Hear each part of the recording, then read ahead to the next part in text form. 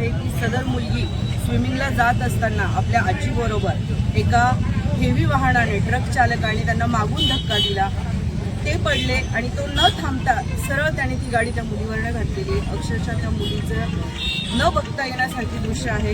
घटना इथे सगळे परिसरातले नागरिक हादरलेले आहेत. आम्ही वारंवार सांगत असतो महानगरपालिकेला की जे खड्डे बुजवण्याची जी आहे ते त्यांनी केलं पाहिजे, इथे स्पीड ब्रेकरची गरज आहे ते त्यांनी केलं पाहिजे. पण इथं कुठेतरी प्रशासन आणि सगळ्या यंत्रणा फेल ठरलेल्या आहे आणि त्याचा एक नाहक बळी आज गेलेला आहे. त्याच्यामुळे मी ह्या सदर घटनेचा तर खरं तर खूप निषेध करते.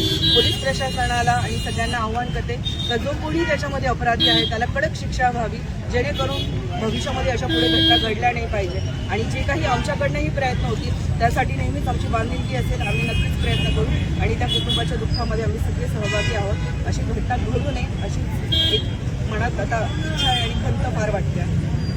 तासाभरापासून तुम्ही इथं आहात आणि ॲम्ब्युलन्स नाही येते, काय कारण नेमकं?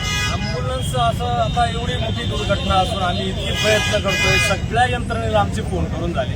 हक्केच्या अंतरावर या ठिकाणी एक पोलीस चौकी स्थापन झाली, तिच्यावर सुद्धा कर्मचारी नाही. आमचा त्यांच्यावर रोष नाहीये, पण नागरी वस्तीमध्ये जर अशा घटना घडत असतील आणि प्रशासनाचं जर आम्हाला सहकार्य लाभत नसेल वेळेवर, आज घटनेला अर्धा ते पाऊण तास होत आलेला आहे. आम्ही संपूर्ण यंत्रणेला, सिव्हिल असेल, खाजगी हॉस्पिटल असतील, गुरुजी रुग्णालय सगळ्यांना फोन करून झाले, पण वेळेवर कोणाचं ॲम्ब्युलन्ससाठी सहकार्य देखील आम्हाला मिळत नाही. तर याचं काय आम्ही हे करायचं? कुणाकडे एखादं जर अशी जर घटना घडत असेल, आम्ही कोणाच्या तोंडाकडे बघायचं आणि अपेक्षा बघायची?